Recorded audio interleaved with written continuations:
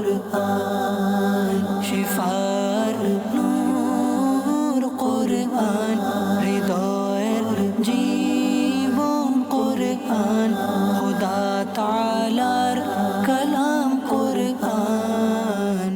আলহামদুলিল্লাহ রাব্বিল আলামিন ওয়াসসালাতু ওয়াসসালামু আলা সাইয়্যিদিল আমবিয়া ওয়াল মুরসালিন আম্মা বা'দ ফাআউযু বিল্লাহি মিনাশ শাইতানির রাজীম বিসমিল্লাহির রহমানির রহিম আসসালাতু ওয়াসসালামু আলাইকা ইয়া রাসূলুল্লাহ ওয়া আলা আলিকা ওয়া আসহাবিকা ইয়া হাবিবাল্লাহ আসসালাতু ওয়াসসালামু আলাইকা ইয়া নবিয়াল্লাহ ওয়া আলা আলিকা ওয়া আসহাবিকা ইয়া নূরাল্লাহ। দুরূদ শরীফের অগণিত ফজিলাত ও বারাকাত রয়েছে। রাসূল আরবি সাল্লাল্লাহু আলাইহি ওয়াসাল্লাম ইরশাদ করেন, যে ব্যক্তি আমার প্রতি দৈনিক 1000 বার দুরূদ শরীফ পাঠ করবে সে ততক্ষণ পর্যন্ত ইন্তেকাল করবে না যতক্ষণ না বেহেশতের স্থানকে দেখে না নেয়। সুবহানাল্লাহ। এই দুরূদে পাক পাঠ করার নির্দেশনা আল্লাহ সুবহানাহু ওয়া তাআলার পক্ষ থেকে এসেছেন। আল্লাহ তাআলা ইরশাদ করেন, ইন্নাল্লাহা ওয়া মালাইকাতাহু ইউসাল্লুনা আলান নবী ইয়া আইয়ুহাল্লাযীনা আমানু সাল্লু আলাইহি ওয়া সাল্লিমু তাসলিমা। নিশ্চয়ই আল্লাহ তাআলা এবং তার সকল ফেরেশতাগণ অদৃশ্য সংবাদদাতার নবী সাল্লাল্লাহু আলাইহি ইসলামের প্রতি দরুদ পড়েন। হে ঈমানদারগণ, তোমরাও ওই অদৃশ্য সংবাদদাতা নবীর প্রতি দরুদ ও সালাম পাঠ করো সম্মানের সাথে। আল্লাহ তাআলার নির্দেশ আমরা যেন আমাদের প্রিয় নবীর প্রতি দরুদ পড়ি। শুধু দরুদ না, দরুদের সাথে সালাম। আর সেটা সিস্টেম কি, পদ্ধতি কি, তাও কিন্তু আল্লাহ বর্ণনা করে দিলেন। তাসলিমা, সম্মানের সাথে, রিসপেক্টেবল শব্দ, সর্বোচ্চ সম্মানিত শব্দ চয়নের মাধ্যমে সম্মানিত অবস্থার মধ্যে আল্লাহর নবী সাল্লাল্লাহু আলাইহি ওয়া আলিহি ওয়াসাল্লামের প্রতি দরুদ ও সালাম পাঠ করা, এটা আল্লাহ সুবহানাহু ওয়া তাআলার নির্দেশ। উলামায়ে কেরাম কিতাবের মধ্যে লিখেন, একজন মুসলমানের জীবনে একবার দুরুদ পড়া ফরজ রয়েছে এবং মজলিসের মধ্যে একবার পড়া ওয়াজিব, বারংবার পড়া এটা মুস্তাহাব, উত্তম আমল। আর এর বেশুমার ফজিলত তো আমরা শুনে আসছি। মাদানী চ্যানেলের দর্শকবৃন্দ, আমাদের উচিত আল্লাহ রাব্বুল আলামিনের নির্দেশনা অনুযায়ী, কোরআনের নির্দেশনা অনুযায়ী আমার রবের বাণীর আমল করার নিয়তে দুরূদ শরীফ পাঠ করা। সাল্লু আলাল হাবিব সাল্লাল্লাহু তাআলা আলা মুহাম্মদ সাল্লাল্লাহু আলাইহি ওয়াসাল্লাম সালাতু ওয়া সালামান আলাইকা ইয়া রাসূলুল্লাহ। মাদানী চ্যানেলের ধারাবাহিক অনুষ্ঠান আমার রবের বাণীতে আরেকবার সুস্বাগতম। দেশ প্রবাসে, কাছে কিংবা দূরে সকলকে জানাই আন্তরিক মোবারকবাদ। আলহামদুলিল্লাহ সুম্মা আলহামদুলিল্লাহ। আমাদের রবের বাণী অনুষ্ঠানটি কোরআনুল করিমকে নিয়ে, আমার রবের বাণী আল্লাহ তাআলার কালামকে নিয়েই কোরআনে পাকের তেলাওয়াত শ্রবণ করা, অনুবাদ, প্রাসঙ্গিক আলোচনা, কোরআনের যে নির্দেশনাগুলো, সেই কোরআনের নির্দেশনাগুলোকে শ্রবণ করা, কোরআনের আলোয় নিজেকে আলোকিত করা। কারণ মাদানী চ্যানেল দর্শকবৃন্দ, কোরআন হচ্ছে এমন এক গ্রন্থ যা মানুষের হেদায়েতের জন্য, মুমিনদের পথ প্রদর্শনকারী। তাই আসুন আমরা এই অনুষ্ঠানকে দেখি এবং ভালো ভালো নিয়ত সহকারে, কারণ হাদিসে পাকে আসছে নিয়্যতুল মুমিনি খায়রুম মিন আমালি, মুমিনের নিয়ত তার আমলের চেয়ে উত্তম। আল্লাহ তাআলার সন্তুষ্টির জন্য, সওয়াব হাসিলের জন্য, ইলমে দ্বীন অর্জনের জন্য, অন্যের নিকট পৌঁছানোর জন্য, যা শুনবো তার উপর আমল করে অন্যের নিকট পৌঁছানোর জন্য, কোরআনের আলোয় নিজেকে আলোকিত করে নিজের পরিবারকে আলোকিত করার জন্য, সমাজকে আলোকিত করার জন্য আমরা এই অনুষ্ঠান শেষ পর্যন্ত দেখব ইনশাআল্লাহুল কারীম। মাদানী দর্শকবৃন্দ, আমার রবের বাণী এই অনুষ্ঠানটি আমরা এভাবে সাজিয়েছি কোরআনে পাকের তেলাওয়াতের এবং অনুবাদের, এরই বিভিন্ন কোরআনের সম্পূর্ণ নির্দেশনা অনুযায়ী আমাদের জীবনকে চালার মাধ্যম হিসেবে। আসুন আমরা আমাদের সেগমেন্টের দিকে অগ্রসর হই। জি, সেগমেন্ট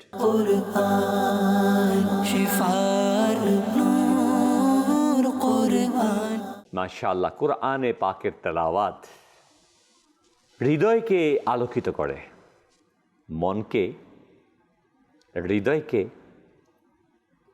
আনন্দে ভরে দেয়। পেরেশান চিন্তাগ্রস্ত, কিছুই আপনাকে আলোকিত করতে পারছে না, কোরআন তেলাওয়াত করুন, কোরআনকে নিয়ে বসুন। হ্যাঁ, এই কোরআন আমার রবের বাণী, আমার স্রষ্টার কালাম।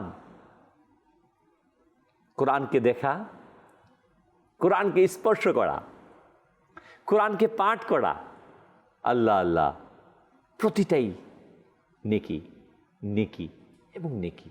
সত্যি আপনি কোরআন তেলাওয়াত করুন, হৃদয়ের মাঝে আনন্দ খুঁজে পাবেন। কোরআনের আলোয় তো আমাদের আলোকিত হওয়ার কথা। রসুল আরবি সাল্লাল্লাহু আলাইহি ওয়াসাল্লামের সে হাদিসে কারিমা, যতদিন তোমরা কোরআন এবং হাদিসকে আঁকড়ে ধরে থাকবে ততদিন তোমরা গোমরাহ হবে না। কিন্তু দুঃখের বিষয় যে কোরআন এর রওশনীতে আমাদের জীবন পরিচালনা হওয়ার কথা ছিল, ওই কোরআনকে গিলাফে বেঁধে রেখে দিয়েছি তাকের উপর আলমারিতে, মৃত্যু ব্যক্তির ইসালে সওয়াবের জন্য। আরও দুঃখের বিষয়ে ওই ইসালে সওয়াবে আমিও পাঠ করছি না, মসজিদের ইমাম সাহেব কিংবা মাদ্রাসার শিক্ষার্থীকে এনে তেলাওয়াত করিয়ে দিচ্ছি সওয়াবের নিশায়। কতটুকু আমাদের অধপতন! কোরআনের তেলাওয়াত আজ আমরা ছেড়ে দিয়েছি, কোরআনের শিক্ষা থেকে দূরে সরে যাচ্ছি। আমাদের জীবনটা আর্টিফিশিয়াল বানিয়ে দিয়েছি, ইবাদত করছি রুহানিয়ত বিবর্জিত, যার কারণে আজ আমরা নিপীড়নের শিকার, নির্যাতনের শিকার। আসুন আমরা কোরআনকে আঁকড়ে ধরি, কোরআনকে তেলাওয়াত করি, কোরআনকে বুঝার চেষ্টা করি। হ্যাঁ, অনুরোধ থাকবে মাদানী চ্যানেলের দর্শকবৃন্দ, কোরআন কি বলেছে, এই কোরআনটাকে প্রথম কাজ হচ্ছে আমাকে কোরআনটাকে শিখা, তেলাওয়াত করা, বুঝা। আমি আমার ভাষায়, যার যার মাতৃভাষায় কোরআনকে বুঝবো, প্রথমত শিখবো, তেলাওয়াত করব, তেলাওয়াত শিখবো, তেলাওয়াত করব, তেলাওয়াত করার পর এটাকে বুঝবো। এরপর আমার জীবনে, ব্যক্তি জীবন, পারিবারিক জীবন, সামাজিক জীবন, রাষ্ট্রীয় জীবনের মাঝে এটাকে অ্যাপ্লাই করব। আল্লাহ তাআলা তৌফিক দিয়ে আসুন আমরা কোরআনে পাকের তেলাওয়াত শ্রবণ করে নেই, যেখানে বলা হয়েছে কোরআনে পাকের তেলাওয়াত, একটি অক্ষর তেলাওয়াত করলে আল্লাহ রাব্বুল আলামিন 10টি নেকি দান করেন। আল্লাহ আল্লাহ, হ্যাঁ, প্রতিটি অক্ষরের তেলাওয়াতের সওয়াব 10টি। আমরা কোরআনে পাকের তেলাওয়াত শ্রবণ করে নিই। أعوذ بالله من الشيطان الرجيم. بسم الله الرحمن الرحيم. إن الذين يحبون أن تشيع الفاحشة في الذين آمنوا لهم عذاب أليم في الدنيا والآخرة والله يعلم وأنتم لا تعلمون. ولولا فضل الله عليكم ورحمته وأن الله رؤوف رحيم. يا أيها الذين آمنوا لا تتبعوا خطوات الشيطان ومن يتبع خطوات الشيطان فإنه يأمر بالفحشاء والمنكر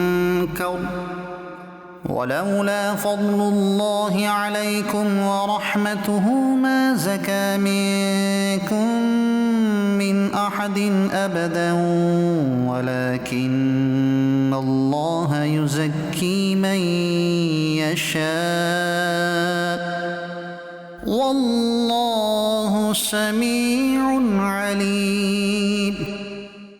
ولا يأتل أولو الفضل منكم والسعة أن يؤتوا أولي القربى القربى والمساكين والمهاجرين في سبيل الله وليعفوا وليصفحوا ألا تحبون أن يغفر الله لكم والله غفور رحيم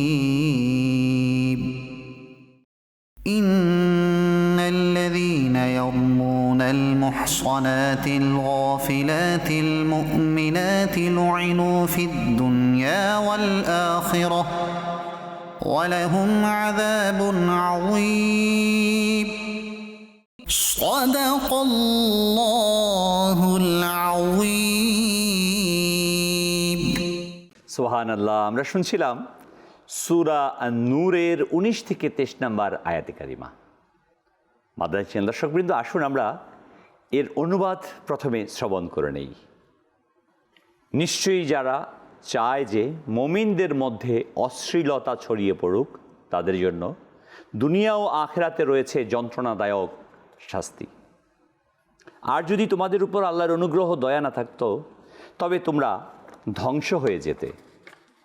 হে ঈমানদারগণ, শয়তানের পদঙ্ককে অনুসরণ করো না।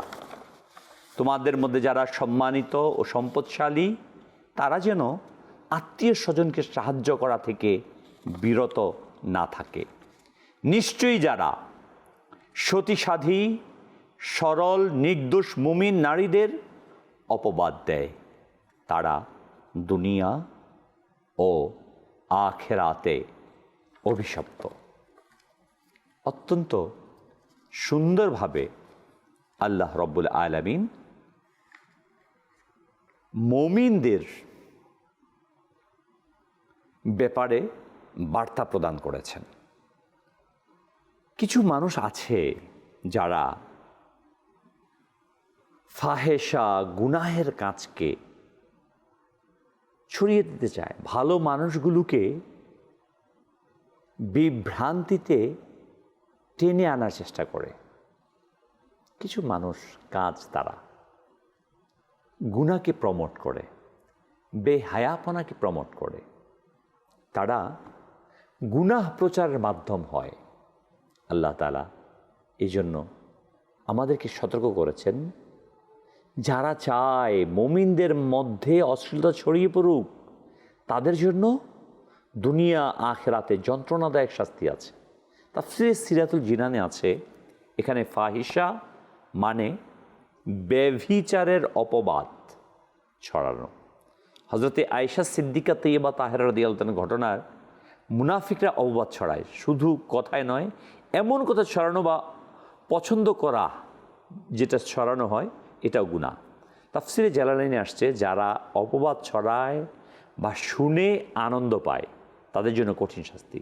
আল্লাহ সব জানেন, মানুষের জানা এই সতর্কতা দেওয়া হয়েছে। নুরুল ইরফানে আছে, সমাজে অশ্লীলতা ছড়ানো মানে হচ্ছে ঈমানি পরিবেশকে ধ্বংস করা। আজকের যুগে মিডিয়া, সোশ্যাল মিডিয়ার দ্বারা অপবাদ ছড়ানো এর অন্তর্ভুক্ত। প্রিয় ইসলামী ভাইয়েরা, মাদানী চ্যানেল দর্শকবৃন্দ, আমি তো এমন কোনো কাজ করছি না যার কারণে আমার মাধ্যমে অশ্লীলতা ছড়াচ্ছে। আমি সোশ্যাল মিডিয়া ব্যবহার করছি, সেখানে শেয়ার দিচ্ছি কোনো গান, কোনো বেহায়াপনা, অশ্লীলতা।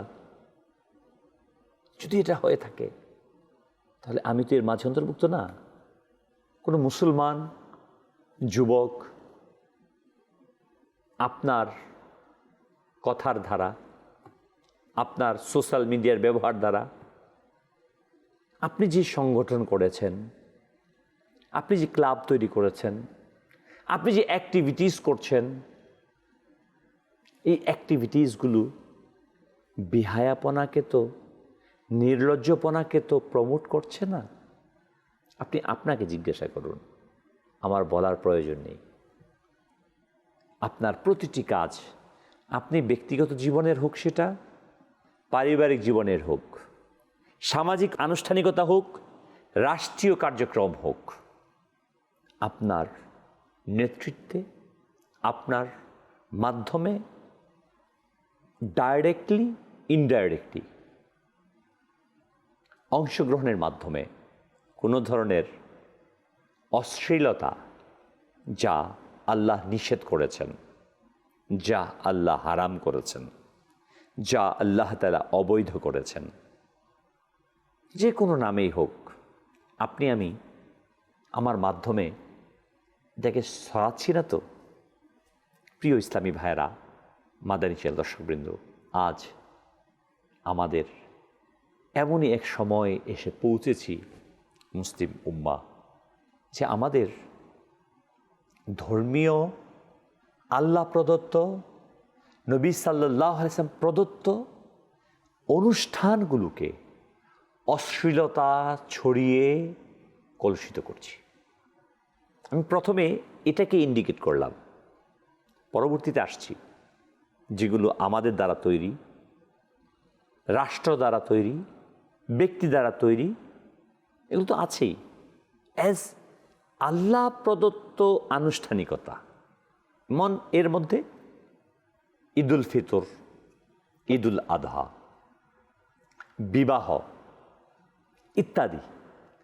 ঈদুল ফিতর প্রদান করেছেন আল্লাহ তাআলা আমাদের জন্য, আনন্দের জন্য, খুশির জন্য, বিনিময় প্রদানের জন্য। ঈদুল আদহা, ঈদুল ফিতর একইভাবে না, দুইটি অনুষ্ঠান। কিন্তু আজকে আপনাকে যদি আমি প্রশ্ন করি, আপনার পরিবার ঈদুল ফিতর কীভাবে উদযাপন করেছে? এই ঈদের আনন্দটা উদযাপন করতে গিয়ে কতটুকু শরীয়তকে মেনটেন করেছে? আনন্দ করতে কোনো বাধা নেই, কিন্তু এই আনন্দ উদযাপনের নামে আমার পরিবার, আমি, আমার প্রতিষ্ঠান অশ্লীলতাকে তো প্রমোট করিনি।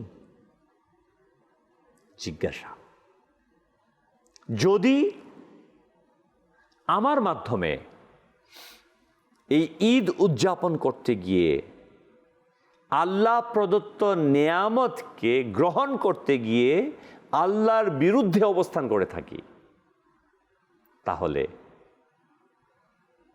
তা আমাদের জন্য আসনি সংকেত, যেটা ছিল আল্লাহর নেয়ামত গ্রহণ করার দিন, আল্লাহর নেয়ামত গ্রহণ করার রাত। আপনি আনন্দ করেন, সে রীতি অনুযায়ী করেন। আজকে আনন্দ মানেই তো হচ্ছে মেল আর ফিমেল একসাথে। এছাড়া তো আনন্দ আমাদের সংজ্ঞার মধ্যেই নেই।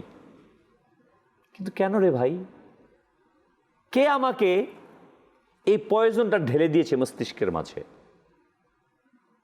কখনো নারীদের উন্নয়ন ব্যতীত একটি জাতি, একটি সম্প্রদায় উন্নতি সাধন করা সম্ভব না।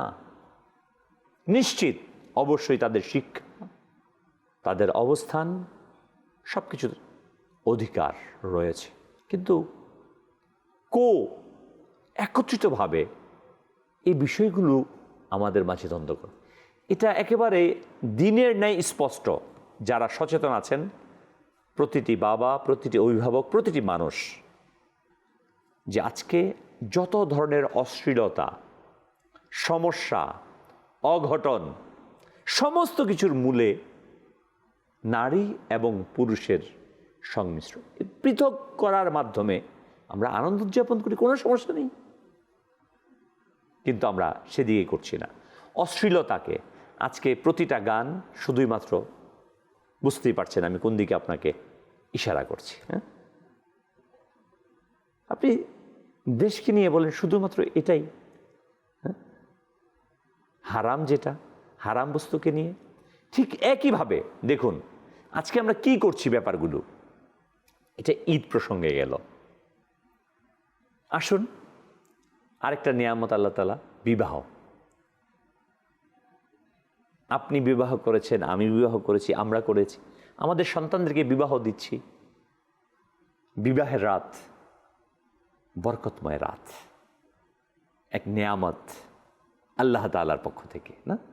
আল্লাহ বৈধ করেছেন ইবাদত হিসেবে। এটা দাম্পত্যময় জীবন, এটা শুরু হওয়ার কথা ছিল আল্লাহ তাআলার শুকরিয়া দিয়ে, শুরু হওয়ার কথা ছিল আল্লাহ তাআলার নিয়ামতের চর্চা করে।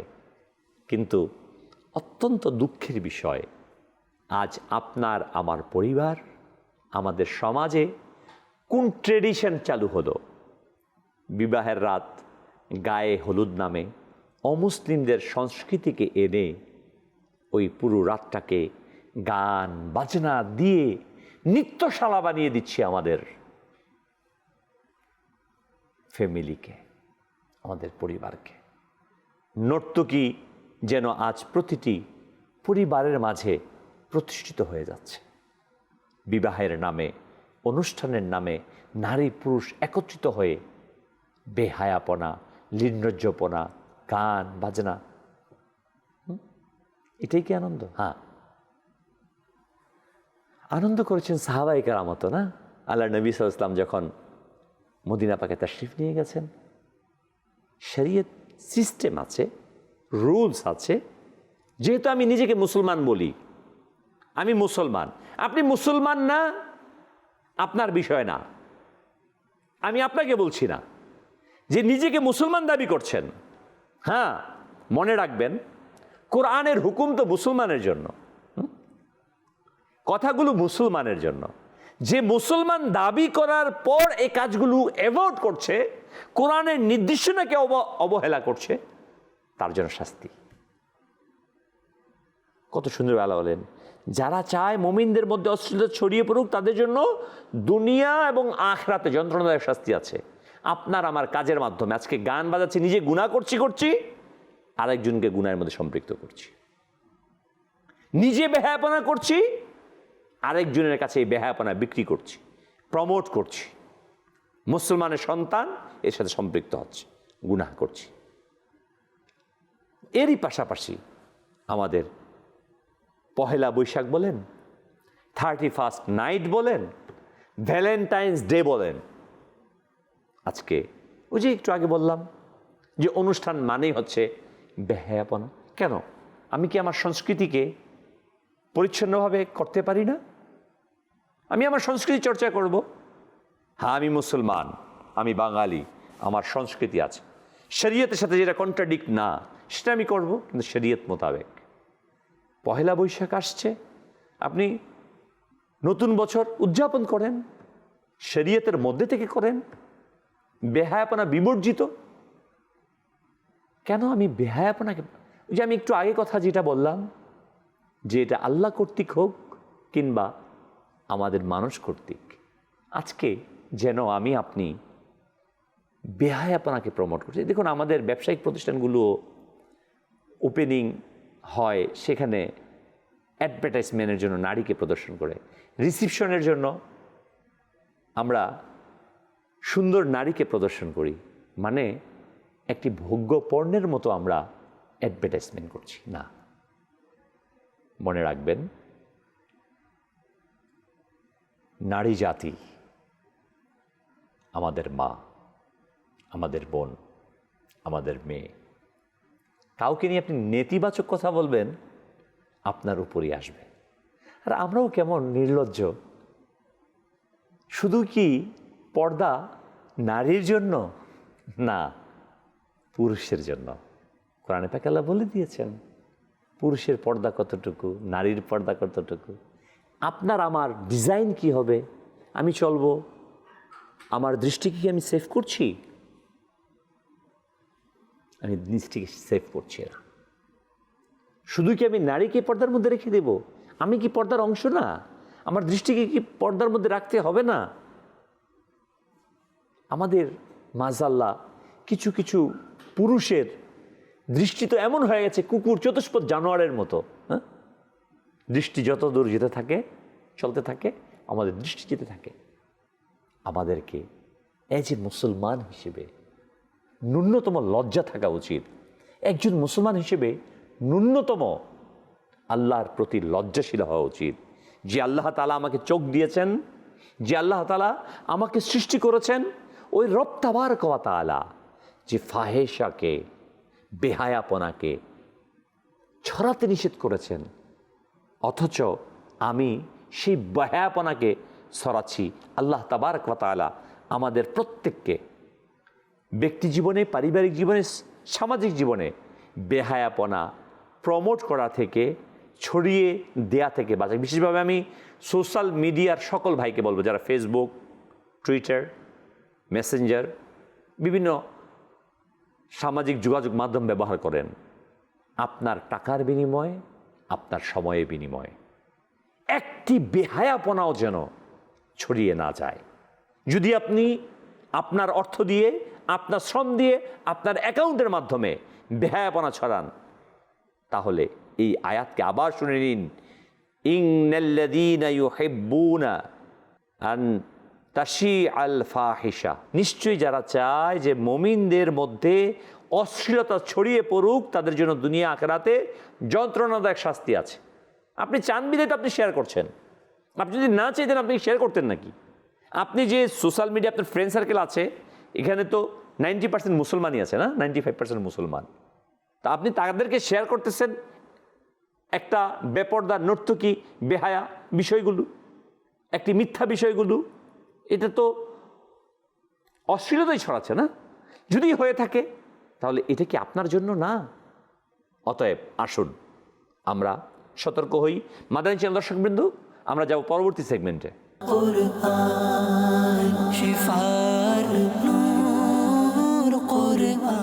ভিডিও কল রয়েছে আমাদের সাথে, আলহামদুলিল্লাহ।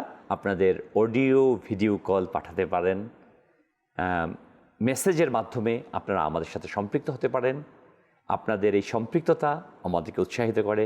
কিংবা এই অনুষ্ঠান সম্পর্কে আপনার যে কোনো মতামত বা যে কোনো প্রশ্ন আপনারা আমাদেরকে করতে পারেন। আমরা চেষ্টা করব আপনার এই ভিডিওকে, আপনার এই অডিওকে, আপনার এই মেসেজকে আমাদের সাথে সম্পৃক্ত করার জন্য। জি, ভিডিও কল চালিয়ে দিন।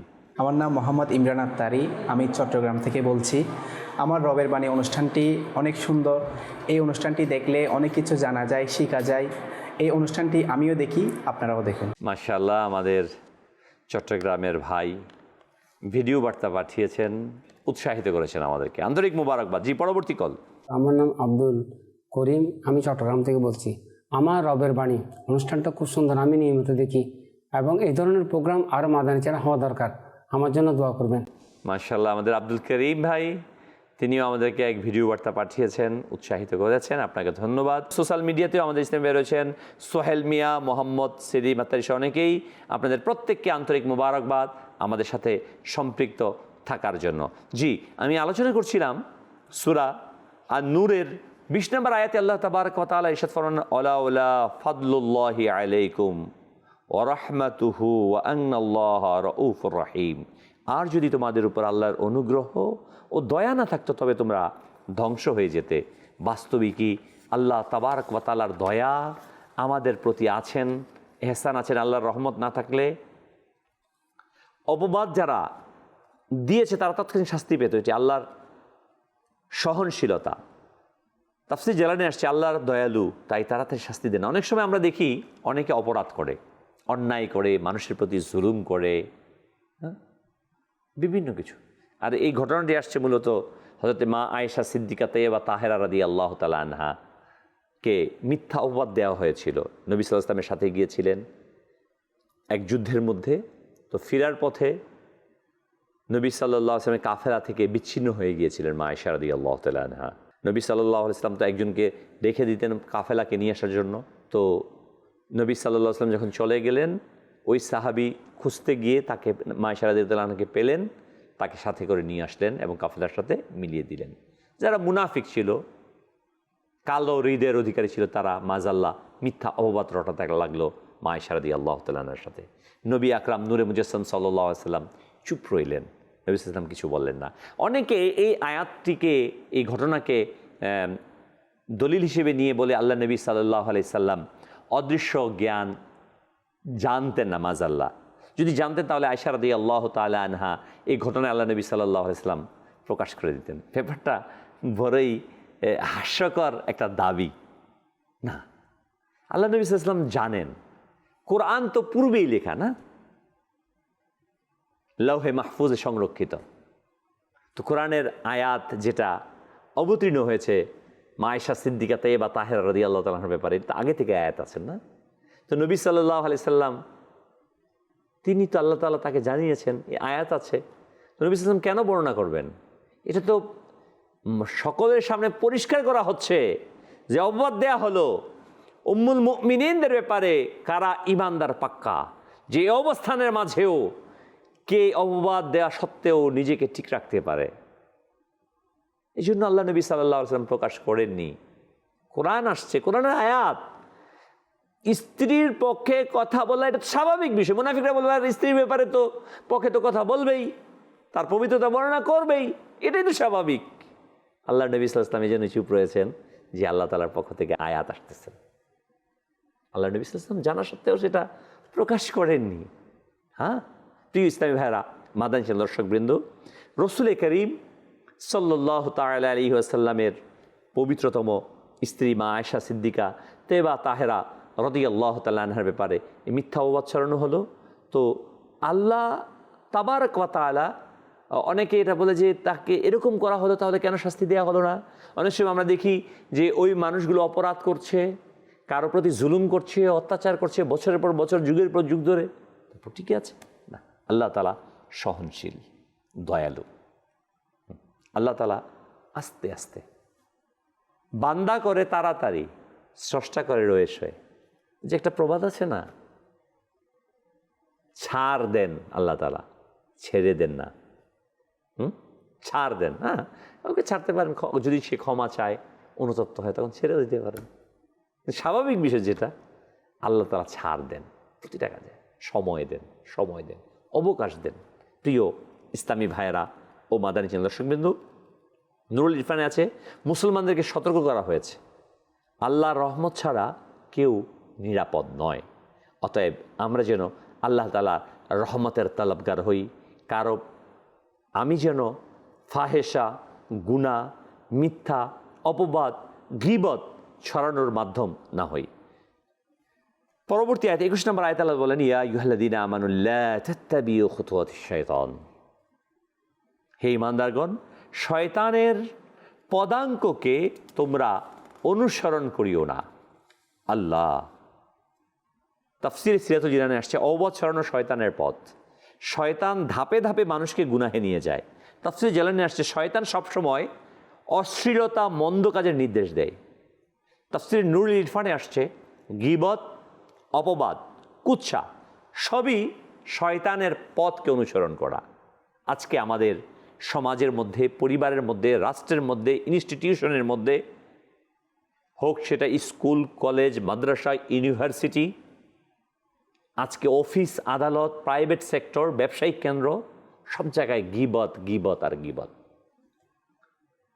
কোনো কিছু কিনতে গেলাম, ভাই এটা ওই দোকানের কথা বলেন, ও তো 3 নাম্বার জিনিস বিক্রি করে, নাম্বার সারা বিক্রি করে, বলে ফেলি। মানে আরেকজনের পরচর্চা করতেই হবে। এক টিচার আরেক টিচারের ব্যাপারে গীবত করছে। স্কুল হোক, মাদ্রাসা হোক, ইউনিভার্সিটি হোক, সব জায়গায় একই হাল। মসজিদে গেছে নামাজ পড়ার জন্য, একজন নতুন মুসল্লি আসছে, আরে ও আসছে না করিম সাহেবের পুতে। ভালো হতে দেখলেও মানুষ নেতিবাচক। আজকে গীবত করে মা সন্তানের নামে, সন্তান মায়ের নামে, বাবা ছেলের নামে, ছেলে বাবার নামে, গীবত, গীবত, গীবত, কুৎসা রটনা। কারো ভালো আমরা দেখতে পারি না। প্রিয় ভাই, আল্লাহর ওয়াস্তে আমি গীবত থেকে বাঁচার চেষ্টা করি। আল গীবাতু আশাদ্দু মিনাজ জিনা। জিনার চাইতে নিকৃষ্ট গুনাহ হচ্ছে গীবত। কিন্তু এই গীবতকে আমি ছড়িয়েছি। গীবতের ব্যাপারে আসছে, গীবত নেকিকে এভাবে জ্বালিয়ে দেয় যেভাবে লাকড়ি, আগুন শুকনো লাকড়িকে জ্বালিয়ে দেয়। প্রিয় ইসলামী ভাইরা, এই শয়তানের পথ হচ্ছে এটা, গীবতের মাঝে লিপ্ত হওয়া, মিথ্যা বলা, অশ্লীলতা ছড়ানো, গুনাহের কাজে লিপ্ত হওয়া, মানুষকে বেহায়াপনায় লিপ্ত করা। এটা যে কোনো অনুষ্ঠানের মাঝে হোক, যে কোনো সিস্টেমে হোক। অতএব আসুন, আমি শয়তানের পথকে অনুসরণ করতে পারি না, কারণ আমি মুসলমান। হ্যাঁ, যুবক ভাইদেরকে আমি বলছি, আপনি মুসলমান, আমি মুসলমান, আপনি আমি উমর বিন খাত্তাব রাদিয়াল্লাহু তাআলার উত্তরাধিকারী, হযরতে আবু বকর, উসমান, শেরে খোদা মুশকিল কুশা, আলী কাররামাল্লাহু ওয়াজহুল কারীমের উত্তরাধিকারী, আমি আপনি খালিদ বিন ওয়ালিদের উত্তরাধিকারী। আমাদেরকে ভুলে গেলে চলবে না, আমি তার উত্তরাধিকারী মুহাম্মদ বিন কাসিম আলাইহি রাহমার উত্তরাধিকারী, যে মাত্র 16 বছর 6 মাস বয়সে এই ভারতবর্ষের মধ্যে ইসলামের পতাকা উড্ডয়মান করেছেন।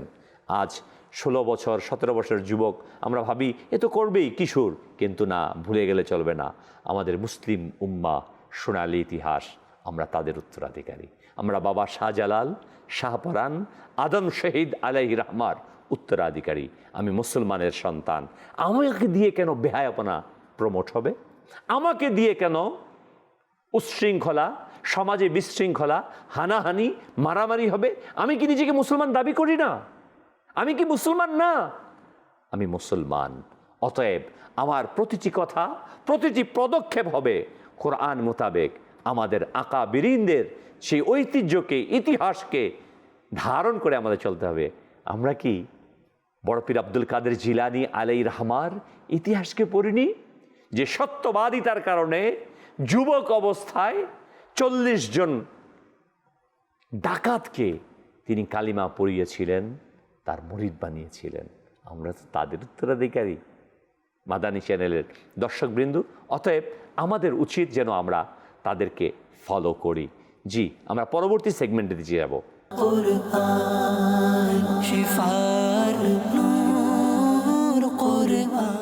মাশাআল্লাহ, আমাদের এবার সেগমেন্ট উত্তর। গত সপ্তাহে যে প্রশ্ন করা হয়েছিল ওই প্রশ্নের উত্তর আমরা আজকে জানব। মেহেরবানি করে গত সপ্তাহের যে উত্তর রয়েছে এই উত্তর চালিয়ে দিন।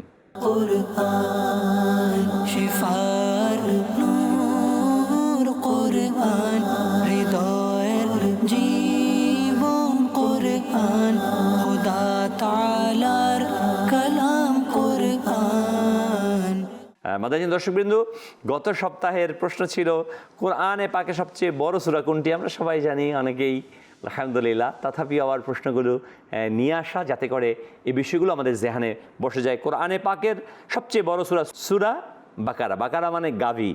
যেহেতু সূরা বাকারার মাঝে গাভী সম্পর্কিত একটি বিস্তারিত বনী ইসরাঈলের ঘটনা রয়েছে, ওই ঘটনাকে লক্ষ্য করেই, উদ্দেশ্য করেই এই সূরার নামকরণ হয়েছে সূরা বাকারা। দ্বিতীয় প্রশ্ন ছিল কোরআনে পাকে মোট কতটি পারা রয়েছে? একেবারে সহজ প্রশ্ন ছিল, 30 পারা। আমরা জানি কোরআনে পাকে 30টি পারা বা অধ্যায় রয়েছে। এর সঠিক উত্তর দিন মোহাম্মদ শাহরিয়ার রহমান শামীম।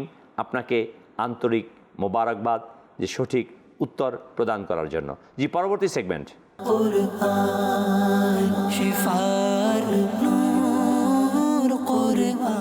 আজকের প্রশ্ন, এই প্রশ্নগুলোর উদ্দেশ্য এটাই, কোরআনের এলমকে, কোরআন সম্পর্কিত বিষয়গুলোকে ছড়িয়ে দেয়া, না জানা থাকলে জেনে নেয়া, আর জানা থাকলে তা আরও সঠিকভাবে সত্যায়ন করে নেয়া। মাদানী চ্যানেল দর্শকবৃন্দ, আমি আশা রাখবো আপনারা আমাদের এই সাথে সম্পৃক্ত থেকে কোরআনের জ্ঞানকে সর্বত্র ছড়িয়ে দিবেন। আমার রবের বাণী অনুষ্ঠান করার মূল উদ্দেশ্যই হচ্ছে কোরআনের জ্ঞানকে সর্বত্র ছড়িয়ে দেয়া, কোরআনের আলোয় আমাদের জীবনকে আলোকিত করা। জি, আজকের প্রশ্ন চালিয়ে দিন।